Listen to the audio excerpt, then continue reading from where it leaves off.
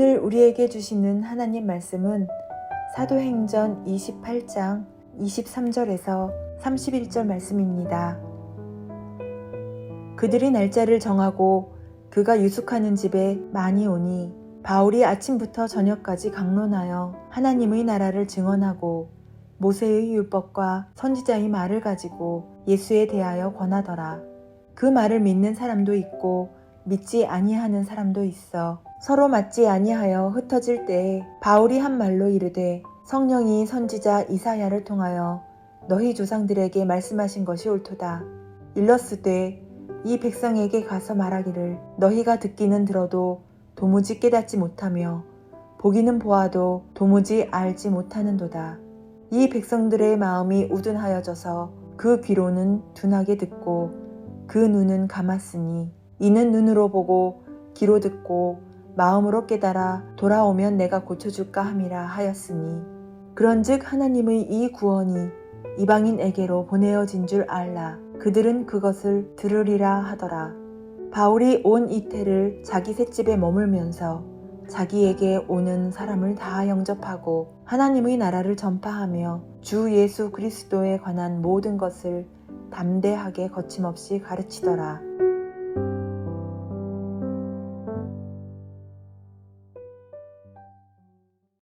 오늘은 사도행전의 마지막 강해의 날입니다. 사도행전은 주님 승천하신 뒤부터 성령 강림 사건과 함께 탄생했던 초대교회들의 이야기가 담긴 말씀입니다.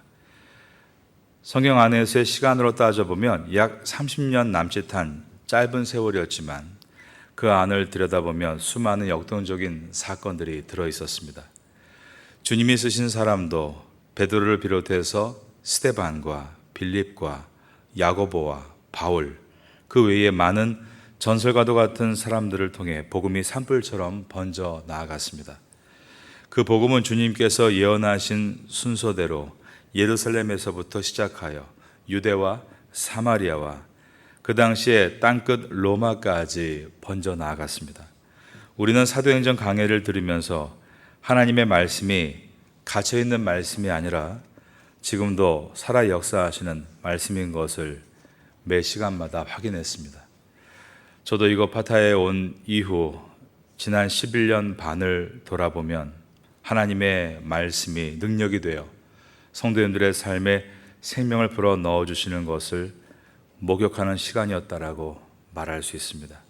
이제 지난 2개월 동안 새벽에 많은 시간들과 주일 예배를 통해 강해했던 사도행전을 마치면서 또 내일부터 시작될 새로운 말씀을 기대합니다.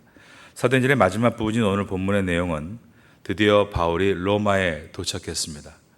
오는 기간 동안 많은 적들로부터의 박해와 유라굴로 광풍이라는 자연재해를 꿋꿋이 이겨나가고 드디어 로마로 입성을 한 것입니다.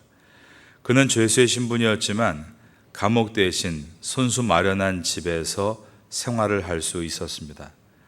라틴어로 커스터디아 밀리타리아라고 하는 그 당시의 로마 법은 로마 시민권자가 재판을 받기 전에 피고의 신분으로 있을 때 감옥에 가두는 것이 아니라 집에 머물게 하는 가택연금 상태를 허락했고 집안에서 사람들과 만날 수 있는 자유를 허락해 주었습니다. 그러므로 바울은 이곳에서 많은 사람들을 만나며 그토록 소원했던 로마에서 복음을 전하는 일들을 하기 시작했습니다. 오늘 본문의 첫 절인 사도행전 28장 23절을 보겠습니다. 그들이 날짜를 정하고 그가 유숙하는 집에 많이 오니 바울이 아침부터 저녁까지 강론하여 하나님의 나라를 증언하고 모세의 율법과 선지자의 말을 가지고 예수에 대하여 권하더라. 바울은 복음을 들으려 하는 사람들이 먼저는 로마에 살고 있는 유대인들임을 알았기 때문에 모세의 율법과 선지자의 말을 가지고 이야기를 시작했습니다. 모세의 율법과 선지자의 말이란 바로 구약 성경을 말합니다. 그는 구약 성경에서 예언하고 있는 메시아와 예수 그리스도가 동일 인물이라는 것을 유대인들에게 증명했던 것입니다. 우리는 복음이 무엇인지, 복음을 전한다는 것은 무슨 내용을 전해야 하는 것인지를 23절에서 분명하게 확인할 수 있습니다. 그들이 날짜를 정하고 그가 유숙하는 집에 많이 오니 바울이 아침부터 저녁까지 강론하여, 복음의 내용이란 첫 번째가 하나님의 나라를 증언하고 라고 되어 있습니다. 모세의 율법과 선지자의 말을 가지고, 그리고 복음의 내용이란 두 번째로 예수에 대하여 권하더라. 복음의 내용이란 이와 같이 하나님의 나라와 예수 그리스도입니다. 우리가 전해야 되는 복음은 하나님의 나라 그리고 예수 그리스도인 것입니다. 성경의 대주제는 하나님의 나라입니다. 성경의 주인공은 예수 그리스도인 것입니다. 여러분도 이것을 깊이 깨달으시고 복음의 핵심을 붙들게 될 수 있기를 예수님의 이름으로 축원합니다. 복음을 전할 때 사람들의 반응은 언제나 두 가지로 나타납니다. 24절입니다. 그 말을 믿는 사람도 있고 믿지 아니하는 사람도 있어. 사도 바울이 복음을 전했을 때 복음을 받아들이고 마음이 녹고 회개하는 반응을 하는 사람과 동시에 복음을 배척하고 등을 돌리는 사람이 있었습니다. 그래서 서로가 맞지 않아서 흩어졌다라고 되어 있습니다. 25절입니다. 서로 맞지 아니하여 흩어질 때에, 똑같은 복음을 듣는데 어떤 사람은 복음 앞에서 꺾어지고 녹아지고 회개하는 반응을 보이는데 어떤 사람은 무덤덤했다라는 것입니다. 예수님께서도 제자들에게 곳곳에 가서 복음을 전하라고 하실 때 그 복음을 듣는 사람들은 너희 앞에서 두 가지 반응을 보이게 될 것이다 라고 하셨습니다. 마가복음 16장 15절 이하에 보면 또 이르시되 너희는 온 천하에 다니며 만민에게 복음을 전파하라. 믿고 침례를 받는 사람은 구원을 얻을 것이요 믿지 않는 사람은 정죄를 받으리라. 복음을 믿는 사람도 있고 믿지 않는 사람도 있을 것이다. 그러나 그 차이는 하늘과 땅이 될 것이다 라는 뜻입니다.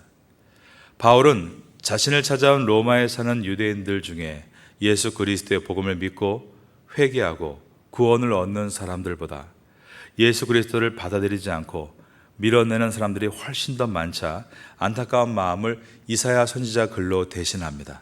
25절에 서로 맞지 아니하여 흩어질 때에 바울이 한 말로 이르되 성령이 선지자 이사야를 통하여 너희 조상들에게 말씀하신 것이 옳도다. 이제 26절과 27절을 보겠습니다.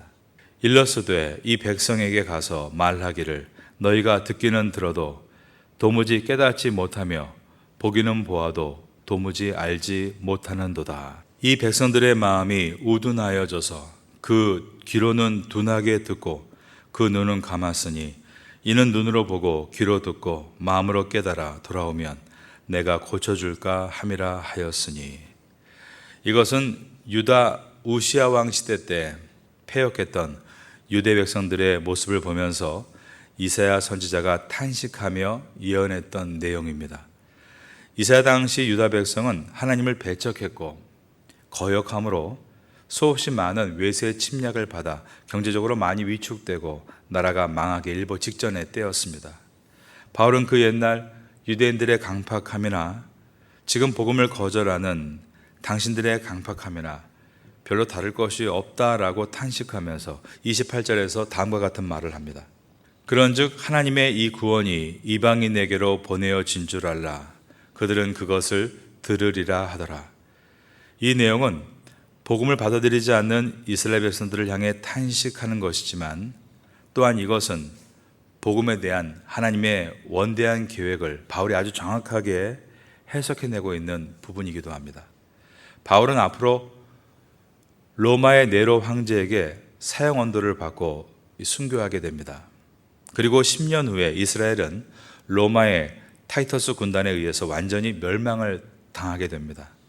그리고 이 복음은 흩어져 이방인에게로 향하게 되는데 가장 먼저 복음의 불길이 활활 타오른 것은 다름 아닌 이스라엘을 멸망시킨 로마에서부터였습니다. 주후 313년 콘스탄티누스 황제가 내린 밀라노 칙령과 함께 로마는 기독교를 믿을 수 있는 자유가 선포되고 주후 392년에 테오도시우스 1세 황제의 선언을 통해 로마의 국교가 기독교가 됩니다. 그리고 그 복음은 로마를 거쳐 유럽 전역과 아프리카와 남미와 북미를 거쳐서 아시아에까지 이르게 되었습니다. 사도 바울은 이 미래를 이미 알고 있는 매우 똑똑한 사람이었습니다. 그런데 사도행전 전체를 통해서 사도 바울의 행적을 돌아보면 참으로 이상했던 점 하나를 발견하게 됩니다. 분명히 복음이 온 열방을 향해 갈 것을 알매도 불구하고, 그리고 이방인의 사도로 부름받은 그가 어디를 가든지 먼저 유대인들, 자기 동포들에게 끊임없이 복음을 전했다는 것입니다. 그는 같은 유대인으로서 유대인의 특성을 잘 알았고 그들이 얼마나 복음에 대해서 배타적인지를 경험했습니다. 그럴 때마다 그는 오늘 본문과 같이 탄식하며 이 복음이 이제 이방인에게 가게 될 것이다 라고 했지만, 그럼에도 불구하고 바울은 어느 곳을 가든지 가장 먼저 유대인들에게 복음을 전하는 것을 결코 포기하지 않았던 것입니다. 마지막 목적지인 로마에 와서도 그는 유대인들에게 복음을 전했고, 유대인들은 여전히 이 복음을 받아들이지 않는 모습 속에서 사도행전은 끝나고 있습니다. 그러면 사도행전을 기록한 누가는 바울의 실패를 기록하려고 하는 것인가? 한 작품을 완성하기 위해서 작가는 여러 사건 가운데 하나를 고르게 되어 있죠. 사도행전은 지금까지 수많은 기적들과 은혜로운 사건들을 보여주었습니다. 그 중에 하나를 맨 마지막 엔딩으로 놓을 수도 있었습니다. 그런데 왜 사도행전은 마지막에도 유대인들에게 복음을 전하는 내용이 기록되어 있고 그들이 받아들이지 않는 것에 대한 사도 바울의 탄식으로 끝을 맺으려 하는 것인가? 여기에는 사도행전이 가지고 있는 매우 중요한 메시지가 담겨 있습니다. 그것은 바로 복음의 서진이라는 것입니다. 복음이 예루살렘에서 시작해서 서쪽으로 지구 한 바퀴를 돌아서 예루살렘으로 돌아오는 것입니다. 사도행전은 처음 시작인 1장에서 부활하신 주님과 제자들이 나눈 이스라엘 회복에 대한 대화가 들어 있습니다. 부활하신 예수님께서 하늘나라로 가시기 직전에 제자들은 이스라엘의 회복이 언제인가에 대해서 다급하게 예수님께 질문을 던졌습니다. 사도행전 1장 6절에서 그들이 모였을 때에 예수께 여쭈어 이르되 주께서 이스라엘 나라를 회복하심이 이때니까. 이 질문은 그 당시에는 예수님의 제자들조차 유대인의 사고방식을 가지고 있었고, 메시아로 오시는 주님은 로마를 몰아내고 이스라엘을 정치적인 자유와 안정을 주시는 하나님이라고 생각했다는 것을 보여줍니다. 그들이 묻고 있는 이스라엘 나라를 회복하심이 이때니까 하는 것은 바로 그들 또한 예수님께서 오직 이스라엘의 하나님으로 계시고 이스라엘의 회복이 주님의 일이라고 생각했다는 것을 보여주는 것입니다. 하지만 예수님께서 이 질문에 대해 앞으로 전개될 기독교 2000년 역사를 예언하시는 것으로 답을 대신하셨습니다. 이어지는 사도행전 1장 7절과 8절에 보면 이르시되 때와 시기는 아버지께서 자기의 권한에 두셨으니 너희가 알 바 아니요 오직 성령이 임하시면 너희가 권능을 받고, 그 다음 보면 예루살렘과 온 유대와 사마리아와 땅끝까지 이르러 내 증인이 되리라 라고 말씀하셨습니다. 그러므로 사도행전의 마지막은 이 복음이 어떻게 해서 이방인들에게 넘어가고 있는지를 보여주고 있고, 바울은 이방인의 때가 끝난 후에는 복음의 마지막 종착역은 바로 예루살렘인 것을 믿으며 그는 마지막까지 땅끝인 예루살렘, 이스라엘 백성을 향하여 복음을 전했던 것입니다. 유대인들이 복음을 배척함으로 이 복음은 이방인들에게 갈 것이다. 그리고 이방인의 때가 끝나면 복음은 다시 예루살렘으로 돌아오게 될 것이다. 바로 이것이 성경의 예언입니다. 그러므로 이스라엘의 역사와 하나님의 예언은 밀접한 연관성을 가지고 있습니다. 이스라엘 역사를 공부하면 성경의 시대인 고대사와 지금의 이스라엘인 현대사를 공부하게 됩니다. 이스라엘의 현대사 가운데 가장 큰 사건은 지금으로부터 약 100여 년 전에 19세기 말부터 시작된 시오니즘 무브먼트, 시온 운동에서부터 시작이 됩니다. 19세기 말과 20세기 초에 2000년 동안 유럽 지역에 흩어져 있던 유대인들이 말할 수 없는 핍박으로 인해서 이제 이스라엘 땅으로 돌아가자, 이렇게 시작된 운동이 바로 시오니즘, 시온 운동입니다. 사실 이 일이 있기 전까지 유대인들은 나라 없는 유랑자들로 살며 자신들의 모국어마저 다 잃어버린 상태였습니다. 이스라엘은 주전 605년에 바벨론의 멸망으로 나라의 주권을 잃어버렸기 때문에 다른 나라의 속국으로 산 기간을 다 합치면 2500년이 된 것입니다. 주후 70년에 로마의 타이터스 군단에 영토를 다 빼앗겼기 때문에 영토 없이 디아스포라, 방랑자들로 산 것은 1900년이었습니다. 그런데 지난 100년 사이에 이스라엘은 그들의 조상 아브라함이 살던 가나안 땅으로 돌아왔고, 고대에 썼던 이름과 같은 이름 이스라엘이라는 이름으로 나라를 세웠습니다. 100여 년 전 시온 운동을 주도했던 인물 가운데 한 사람인 벤 야후다라는 사람은 히브리 알파벳에 새로운 음을 달아 지금의 이스라엘 언어를 탄생시켰습니다. 지금의 이스라엘 언어는 그 당시의 말은 아닙니다. 벤 야후다가 음을 넣어서 지금 그렇게 말하고 있는 것입니다. 벤 야후다는 우리나라의 세종대왕이나 주식영 선생이다라고 말할 수 있습니다. 그렇다면 그 이전까지는 성경을 어떤 언어로 읽었을까? 그리스 시대, 로마 시대의 언어였던 헬라어로 읽었습니다. 중세 시대에는 라틴어로 읽었죠. 그런데 일반 서민들이 라틴어를 이해할 수 없으므로 종교 개혁을 통해 성경은 오직 라틴어로가 아니라 독일어와 영어와 지금은 수백 개의 언어로 번역이 되어 읽혀지고 있습니다. 신약 성경보다 그 분량이 훨씬 많은 구약 성경은 원래 원어는 히브리어로 기록되어 있습니다. 그런데 히브리어 성경이 단 한 장도 남아있지 않았었고 히브리어 자체를 잃어버렸었습니다.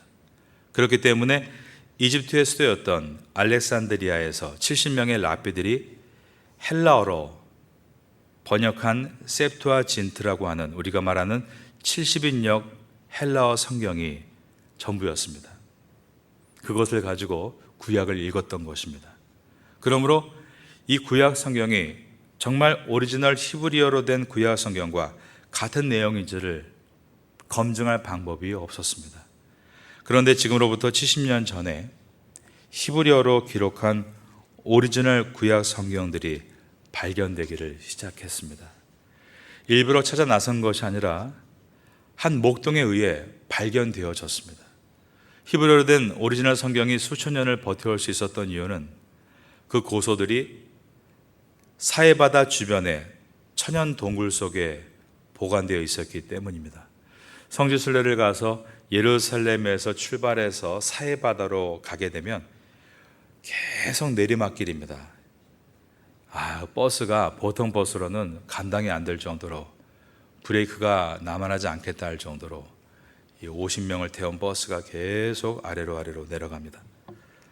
가다가 도로 표지판에 마이너스 해발이라는 숫자가 들어있는 간판들이 나오기 시작합니다. 이제 버스가 해수면보다 아래 지역으로 들어섰다는 표시입니다. 마이너스 100m라는 표지를 만나면 지금 우리가 탄 버스가 일반 해수면보다 100m 아래에 있다라는 뜻입니다. 사해바다는 무려 마이너스 418m에 위치해 있습니다. 세계에서 가장 낮은 곳입니다. 그런데 이 주변에 정말 셀 수 없는 천연 동굴들이 날카롭게 뚫려 있습니다. 성경은 그곳에서 수천 년이 지나도 썩지 않고 보존되었던 것입니다. 지금으로부터 70년 전인 1946년에 우연한 사건을 통해 성경이 발견되기 시작했고, 그 지역 지명이 쿰란이었기 때문에 이곳에서 발견된 성경을 쿰란 성경이다, 혹은 사해바다 주변이기 때문에 사해사본이다 라고 부릅니다. 그때 벤 야후다가 때마침 히브리어를 발음 기호와 규칙을 가지고 말할 수 있게 되었고, 학자들은 발견된 히브리어 성경을 연구하기 시작했습니다. 오늘날 우리가 가진 성경과 일일이 대조를 해보기 시작했는데, 놀랍게도 그 많은 성경의 분량이 거의 다름이 없이 지금까지 전해져 왔다는 것을 확인할 수가 있었습니다. 사도행전 28장 29절을 보겠습니다. 가로 열고 없음 가로 닫고. 여러분이 성경을 보시면 이런 내용들이 간혹 보일 때가 있습니다. 이 없음이라고 쓴 이유가 무엇인지를 설명해 드립니다. 옛날 성경 사본들이 출토가 되면 하나만 있는 것이 아니라 같은 본문이 여러 군데에서 출토가 됩니다. 그런데 어떤 사본에는 기록이 되어 있고 어떤 사본에는 기록이 안 되어 있는 절이 있을 수 있습니다. 28장 29절은 사본이 여러 종류가 있는데 어떤 사본에는 28장 29절 내용이 있고 어떤 사본에는 내용이 없다는 뜻입니다. 그러면 정말로 사도행전이 맨 처음 사도행전의 저자 누가에 의해서 기록이 됐을 때 28장 29절의 내용은 있는 것인가 없는 것인가, 이런 문제가 생길 때 사본을 연구하는 학자들이 모여서 학문적 접근을 하게 됩니다. 그들이 여러 사본을 정밀히 연구한 끝에 28장 29절은 원래 오리지널 텍스트에 없었는데 후대에 기록이 된 것이다 라고 결론을 내리면 그냥 없애는 것이 아니라 이와 같이 28장 29절이라고 적어놓고 괄호 열고 없음 괄호 닫고 이렇게 표시를 하는 것입니다. 어떤 사본은 있지만 어떤 사본에는 없으므로 연구한 결과 오리지널에는 없다라고 판단되므로 이렇게 표기하는 겁니다. 하지만 우리는 인간이기에 완전한 결정을 내릴 수 없으므로 이렇게 표기를 남겨두는 것입니다. 그런데 놀라운 것은 이런 상황들이 성경 전체 66권이라는 엄청난 분량 속에 거의 나타나지 않습니다. 하나님께서 말씀을 보존해 주셨다는 것 외에는 달리 설명할 수 없는 부분입니다. 그런데 이런 것을 확인할 수 있는 것이 겨우 지금으로부터 약 7, 80년 전인 1946년부터 시작이 되었다는 것입니다. 성경이 발견되고 2년 후인 1948년에 이스라엘은 아브라함이 살던 고향 팔레스타인으로 1900년 만에 돌아가서 나라를 세우는데 그 나라의 이름을 이스라엘이라고 정하게 됩니다. 정확하게 1948년 5월 14일입니다. 그러나 바로 그날이 중동 전쟁의 시작일이었습니다. 이스라엘이 중동의 심장과 같은 팔레스틴 지역에 사는 것을 허락하지 않는 수많은 아랍의 연합국들과 1960년대까지 1차, 2차, 3차라는 큰 중동 전쟁이 있었습니다. 1967년도에 6.1 전쟁이라 불렸던 3차 중동 전쟁을 통해 이스라엘은 큰 승전을 거두게 되는데 요르단의 소유였던 이스라엘 동편 예루살렘 지역을 탈환하게 됩니다. 오늘날도 그 지역이 이스라엘 영토로 되어 있는 것입니다. 우리가 성지순례를 가면은 그 동예루살렘을 가보는 것이죠.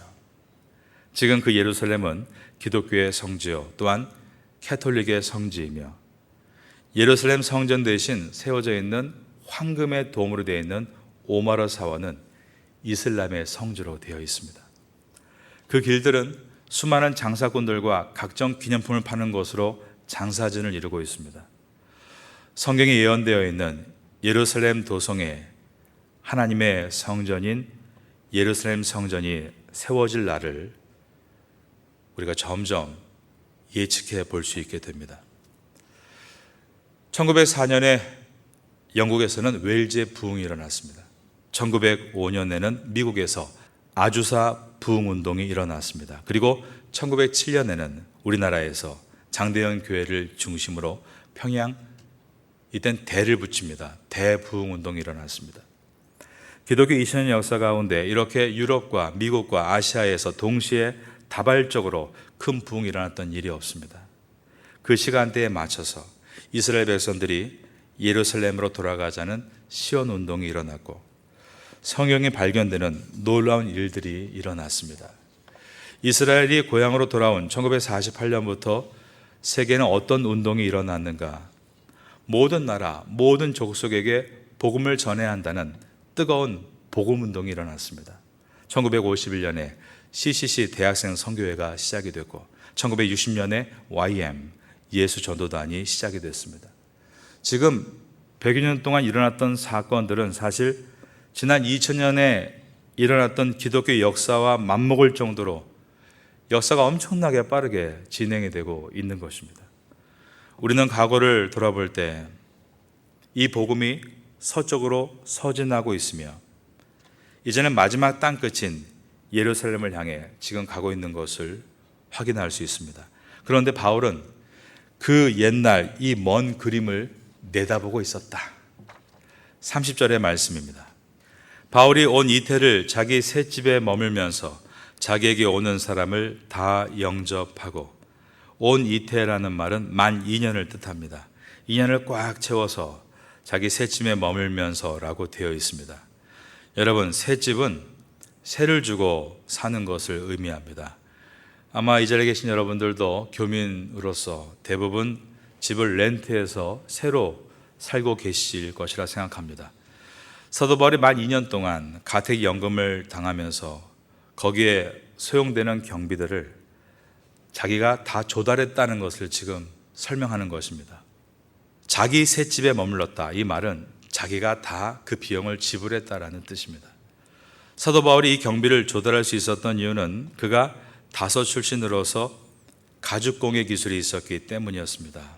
그래서 사도행전은 사도 바울이 생활비를 스스로 벌어가며 선교했다고 할 때 천막 만드는 일을 했다, 텐트 메이커였다라고 말합니다.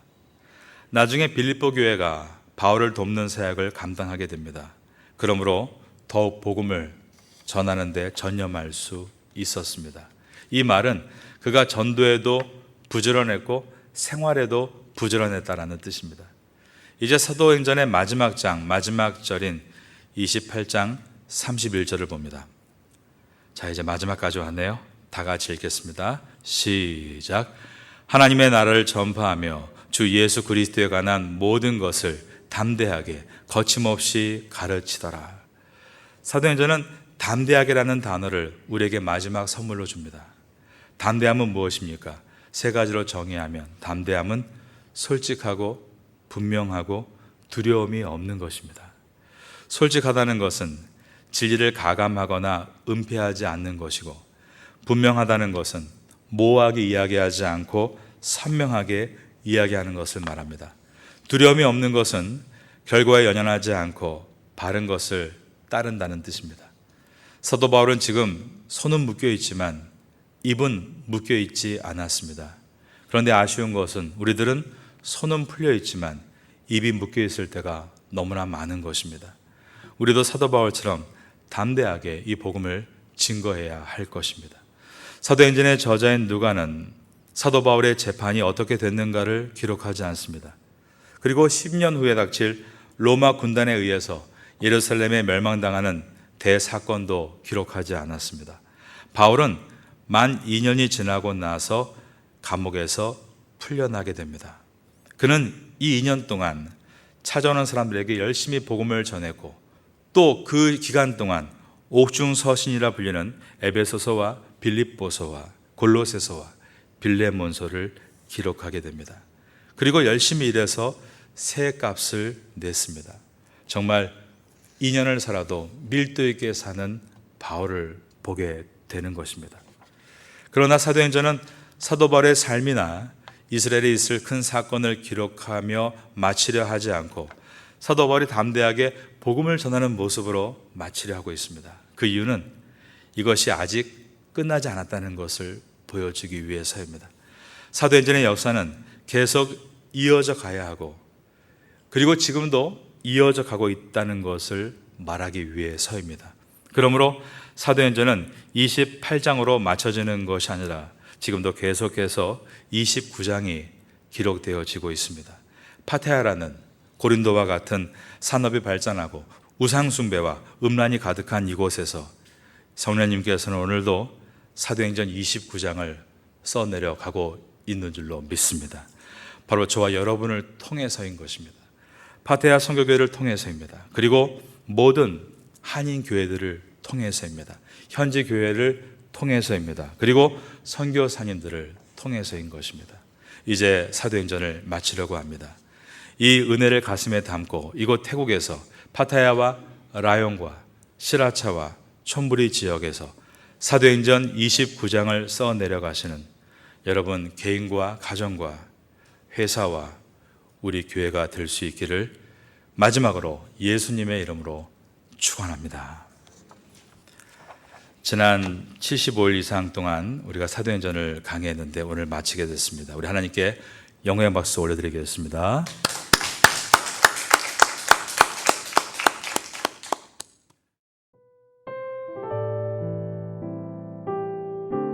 지금은 함께 기도하는 시간입니다.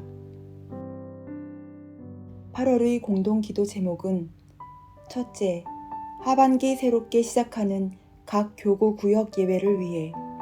둘째, 하반기 새롭게 시작하는 한인 교회 학교와 태국인 교회 학교를 위해. 셋째, 하반기 새롭게 시작하는 주간 장애인 보호센터와 농아인 교회를 위해. 넷째, 각 사역팀들마다 귀한 일꾼들이 자원하도록 말씀을 붙잡고 기도하는 귀한 시간 되시기를 소망합니다.